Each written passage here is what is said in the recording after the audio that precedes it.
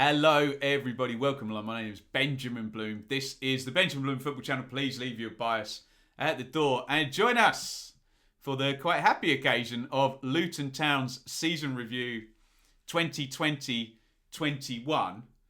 I suspect, I don't know the exact number, this must be Luton's highest league position for a fair old while. Top half, second tier, and given the trials and tribulations Luton have had, they've had a long journey back, believe you me, and given how the club runs and doesn't take unnecessary risks and doesn't have, what's the term Norwich use, self-funded, doesn't have a massively wealthy benefactor writing cheques to cancel out losses, then this is somewhat of a triumph as Luton go from League One promotion to a near miss to a top half finish in the space of those couple of seasons. Yes, they have a little bit have had their thunder stolen by Barnsley in terms of a League One club up there in the playoff positions, but I think we can all sit here and say excellent work by Luton, regardless of whatever anyone else from League One in the past couple of seasons has done. Let's have a look at that context and that great escape last season. And there you have it. Look at that. 37 played, so Wigan haven't had their points deduction yet. But still, look at the distance there between Hull and Borough and Luton. With only 9 games to play, that's a 6-point gap to not only claw back, but to get safe from. And look, they're going to finish 3 points clear of relegation last season. So a 51-point finish. Just a brilliant finish at 16 points in 9 games. So from relegation fodder, less than a point per game, to pretty much sort of top 4 fodder there, 16 points from 9, possibly even automatic. I'd have to do my points per game number crunching. And you can see there, in the middle of the picture is Nathan Jones returning on the 28th of May.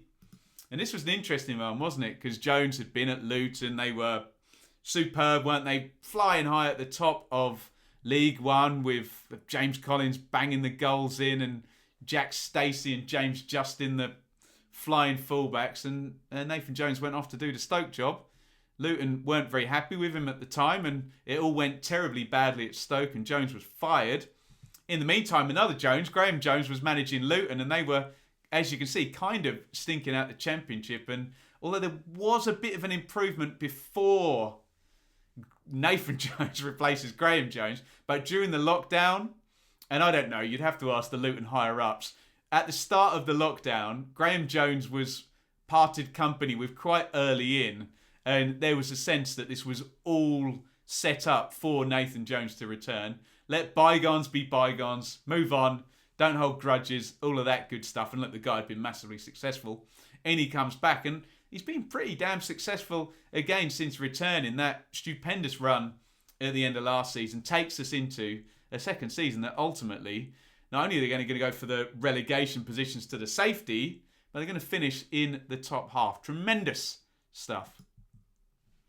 Here is the recruitment, and Luton have been widely praised, and rightly so, for their recruitment approach. Don't see many big transfer fees in there. Yes, I will acknowledge 3 undisclosed in there. And you know my feelings on undisclosed. Let's not pretend we know what the fees are if we haven't seen the deal memorandums or whatever. But let's just assume that because we've seen, I think they made a profit, didn't they, on the 1920 figures. Obviously, these won't be included in those. But let's assume that they were a bit thrifty, were Luton. So look, income on, I'll read from the bottom up of the arrivals. Joe Morrell from Bristol City. Tom Lockyer from relegated Charlton. James Bree from Aston Villa. Look at the ages. 23, 25, 22. Bree had been in there on loan the previous season to play fullback either side. Lockyer had played a ton of games. Welsh international. Morrell, the youngster who'd come through at Bristol City. It all makes sense. Don't spend masses. Bring players in who are young and ready and hungry. And that's what they've done, haven't they? Sam Nombe, I think is that a loan transfer in from MK? I don't quite know the ins and outs of that deal there. But then the loans in, Reese, Norrington, Davis, and Kiernan Dewsbury Hill. Quickly there, Jordan Clark, free transfer. Accrington's played loads of games. Another really, really good signing. But particularly there, Dewsbury Hall and Norrington Davis. Yes, Luton fans were a bit irritated that Norrington Davis is pinched away from them during the January window. Let's talk about that then. But really good left back. He'd been... where had he been on loan the previous season? A division down or maybe two? But he certainly was ready to go from Sheffield United. And obviously, Sheffield United high hopes at that point with Chris Wilder as their manager that he might be into that first team picture sometime in the future in one of those fabled wing-back roles. Unfortunately, that's all gone now, isn't it, at Sheffield United? But Kiernan Dewsbury Hall as well, who I think was number 2 in my top 20 loan signings in the Championship this season. Classy player. Classy player. I wonder if they can get him back next season. But that's a classic loan signing that benefits all parties, doesn't it? Great job for Luton. Increase in value for Leicester as well, if they want to use him, if they want to sell him, whatever. And for the player, his sort of reputation has increased and everyone knows he's decent. His value's gone up. He might be able to get himself a better deal. Just some really good recruitment yet again from Luton. No big sales out this time. Obviously, the cash in was on Stacey and Justin, who are doing great things. But bit of a clear out from maybe some players that had helped them get where they need to. I won't read them all out, but look down the bottom there as well. Butterfield and McManaman have been in short-term signings as well to help them out last season. So Luton doing it the thrifty, doing it the sensible way, but young players, good loans, don't spend a ton of money, don't pilfer everything on wages, and away you go. Good job. There are the results to year end, and it's good, isn't it? Luton there, 30 points from 22 games, and without wishing to be in any way patronising, the first step for Luton was, can you get 46 or 45 points? 45 to survive. Just get away, become viable. That's obviously the first step. And again, I'm not speaking out of turn in saying that, but that's what you've got to do. First off, stabilise, make sure you're projecting that number, and clearly above that at we're just shy of the halfway mark. You'd be looking at 22 points from 22, simple 1 point per game there, and they're well ahead of that 30 from 22. And good start to the season as well. Look, 9 points in the first 4, and lots of wins. And I'll say this now, and I'll continue to say it through the video about Luton. What Luton have done brilliantly this season is whenever they played a team that was A, not a very good team, i.e. a bottom 6 team, or B, were not in good form, Luton were damn consistent and they beat those teams. Yes, there were moments where they came up against teams in good form or teams better funded themselves or teams higher up and they lost. But in the main, that's what you look for from a team who's going to maintain. You don't want to be coming a cropper against those bottom 6 teams because you know you're going to get dragged in. And really, Luton never showed any signs of that. And what they did also start to show signs of was this freakish away record. It's not really appearing too much in the first half. You can see there's one at Barnsley, one at Sheffield Wednesday, one at Rotherham, and that's it. But I had great fun tweeting about this during the season where Luton barely scored any goals away from home. But this parlays into the point I've just made. Luton, when the chance was there to capitalise, took it. When they took the lead in an away game, God forbid, when they even scored in an away game, they took the points. And we'll see it in the second half of the season. Made us bring up some brilliant stats about barely scoring any goals, but having a ton of away points. You love to see it. There is the January window. Sensible stuff there. Carl Naismith can pretty much play everywhere down the left-hand side for Wigan and ends up playing centre-back actually quite a few times. Tom Ince, maybe that's the most non-Luton-y signing there. This obviously is a player with vast experience who's gone for tons of money before. Nathan Jones would know him from Stoke, but never really gets near the team. I'm assuming injury stuff there. But maybe the most non-Luton-y Luton signing. But look, going forward, if they are going to keep this climb going, we'll need to at some point be starting to look at players maybe of, you know, that level calibre of a Tom Ince and see if they can drip them in a sustainable way. Speaking of sustainable, here comes Elijah Adebayo as well, which 23, Walsall. In he comes, stick him in the team. You've got a club sort of, I don't want to say legend, overused word, but a highly thought of player at James Collins in the club who's been the goal scorer, and contract's running down, and maybe here comes the new blood, and Adebayo into the team scoring goals second half of the season. And again, stability. You can see some loans going out there, but feels like they're already tooling up for next season, and they're now considering their status as a middle of the table, second tier team, upwardly mobile, hopefully can generate some players and make that push further on. So again, can't really give anything other than a thumbs up to the Luton recruitment, can you? There's the second half of the season. The freakish away form continues, doesn't it? Look, wins there at Birmingham 1-0. Great one there at Bournemouth. Yes, there was a bit of a red card that was rescinded in that one. And again, Forest, Preston, all these single goal away wins. Ruined, frankly, by scoring 6 goals in 2 away wins towards the end of the season. There was that spectacular turnaround. And I mean, that says a lot, doesn't it, against Sheffield Wednesday. This is a team that's a big club, Sheffield Wednesday, and ultimately going to go on to get relegated. And they were no match for Luton. They got ahead and Luton came back from 2-0 down to win 3-2. And it's a status swap, isn't it? It really is. Sheffield Wednesday were pushing for the playoffs a couple of years ago. They're on a trend downwards. Luton are on a trend upwards. And ultimately, they're going to finish in the top half, 62 points. That's tremendous.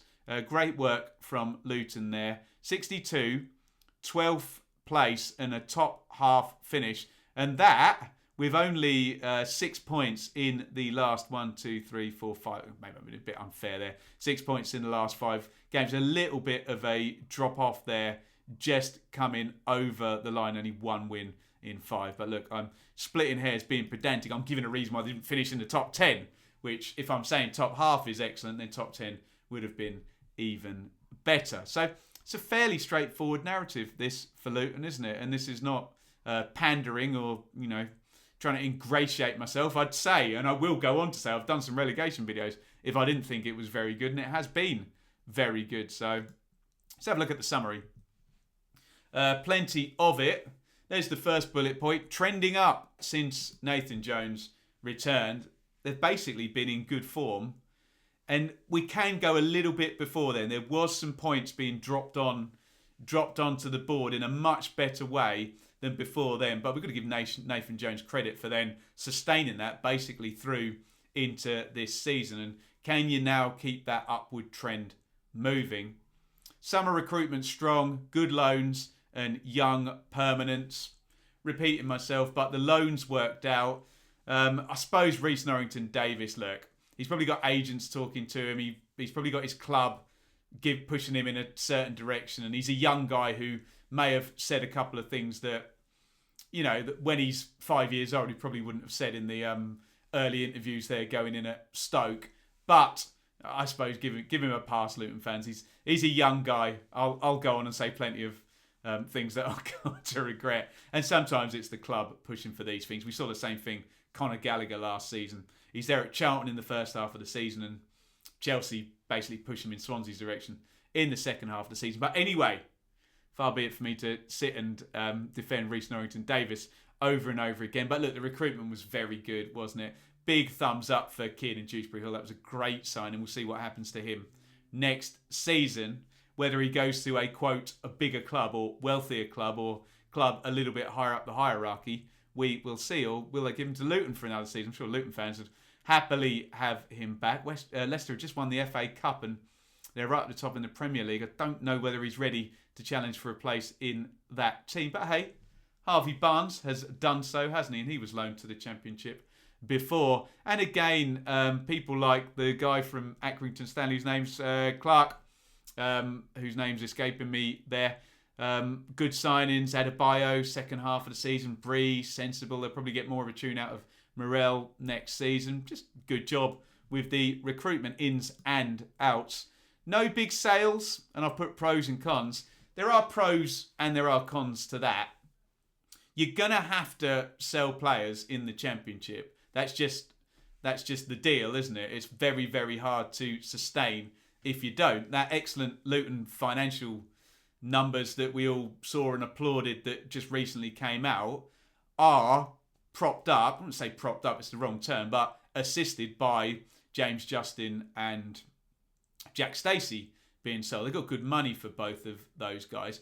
And that's the key now. And Luton fans, don't assume that it's a bad thing if you sell a player. It's not a bad thing at all. Well, you'll know better than me because quite happily they've sustained Justin and Stacey going out. So there is a sense that they need to be developing and then possibly cashing in. And if their recruitment's as good as it has been, that player's probably not too far away. Is there a player in the squad that can go for big, big, big money in the summer? I don't know. You tell me in the comments. That might be 6 months or a year down the line that player might break out and be ready to prop up Luton's balance sheet for a while going forward. But so that look, there are pros and cons. Obviously, the pro of not having any big sales is you keep quality, and people like Mpanzu are still there, and Collins and Cornick's been useful. Sluga's grown into a £1 million goalkeeper, hasn't he? And big link at the moment with Bradley. I think contracts expiring there, and we can talk about that in terms of a few are going to move on, and the squad's going to look quite different, I think, next season. But we'll see. But I think it was a pro in terms of stability, the no big sales, even though that might need a different approach in one of the next 3 windows, I think. Very consistent, especially versus teams in poor form or below them. And that's the definition, I've said it once already, of a mid-table side, isn't it? That, okay, you may beat one of the upper teams on occasion. Luton won at Bournemouth, didn't they? And I'm sure there are other examples. I can't think of one off the top of my head. But the key is teams in poor form, teams below you, go and do the job. And Luton were a hard matchup for teams who are struggling this season. And that is kind of, symptomatic of a team deserving of finishing in the middle, isn't it? Decisive away form. Look, is it sustainable to score 8 goals away from home and get 7 wins out of whatever? No.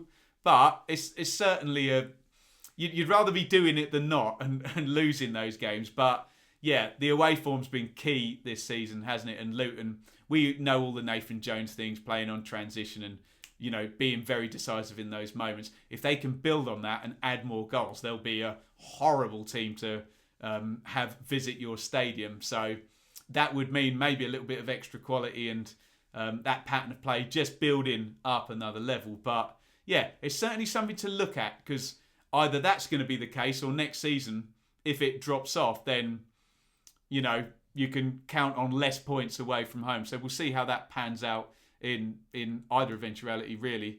Overall trend up in all aspects. It's got to be a thumbs up, hasn't it? If you're going from, where Luton, which is frankly, right the way up the divisions, and then League One, survival, mid-table, recruitment moving nicely, turnover, I assume, increasing, with the caveat of the distorted view of money we're going to look at with COVID affecting all of that. So the trend up is great. The managerial return worked. The recruitment looks good. We talk about a stadium on the M1 somewhere. I'm sure we've been there before, and we'll discuss that again as and when this elusive date, whenever it does come. What next? Well, can you beat 12th place, or can you sustain 12th place? What are the expectations? Surely sustaining 12th place would be decent if 12th place was sustained with a new look squad being built and valuable, saleable assets landed in there. Obviously, you could hope for that lightning in a bottle season where everything goes right. New signings all click. You get a brilliant loanee. Everyone plays out of their skin. Key players don't get injured, and up you go even further. But that tends to happen less regularly than a well-organised, well-run, competent club like Luton sustaining and, moving incrementally towards where they need to. Good word from a musician, that one, wasn't it? So I suspect Luton fans, and you can tell me in the comment, would be happy with sustaining around there, providing the recruitment continues to be good and they can look in January, in the end of next season into that first team and say, we're going to get lots of bids for this player and that's going to sustain us going forward and keep that revolving door, which it has to be if you're not going to have a lightning in a bottle season or a nice parachute payment dropping in the bank accounts. It has to be like that, and you have to keep that recruitment churn going. And that would be, I think, not, people will say, oh, that's not ambitious just to sustain. Yes, it is. Yes, it is. They're already punched in Luton. And look, there may be a scenario where they drop a few places next season, but if it's a step back to take 2 forward in the future in terms of generating what you would call the Nathan Jones Luton Championship team. He built the League One team and they were brilliant with Stacey and Justin and Collins and Hilton even lower down the leagues and Panzu going all the way through. It's now building that sustainable, viable championship team. And look, if that takes a season where you drop a few places, look at Millwall, 8th, 21st, 8th, 11th. Would you take that now as a Luton fan? Would you take 21st, then followed by 8th and 11th? I think you probably would, wouldn't you? So let me know. It's expectations and realism and knowing really where Luton fit, not in the hierarchy of the whole 92, but in the hierarchy of the 24 in the Championship. That's my Luton season review. Really, really enjoyed following them. Yes, there's a small bias given my missus works in Luton and I live up here just off the M1 and I'm quite close by, so I'll accept that. But if you can't sit there as a football fan in a division that's quite badly distorted and the wealth distribution, as is widely reported, is a little bit skewed, if you can't enjoy Luton coming through and going, okay, fine, we're just gonna finish 12th and do it our way, then you're not going to enjoy very much. So don't take that joy away from me, anyone commenting. But yes, a small implicit fondness and small bias there towards Luton. But I tried to cool it down the middle, didn't I? Right, I've had my say. Now you have yours down there in the comments. Luton Town season. Give me your thoughts and where do they go next season? Over and out. Thank you so much for watching. If you enjoyed this video, please hit the like button to see more videos from this channel. Hit the subscribe button and to be notified every time we upload. Ring the bell for those notifications to come through on your device. If you really want to support the channel and me as a content creator, I will be eternally grateful if you head over to the merch store and grab something, or support over on Patreon, patreon.com/Benjamin Bloom. Thank you for your time. Go and watch another video.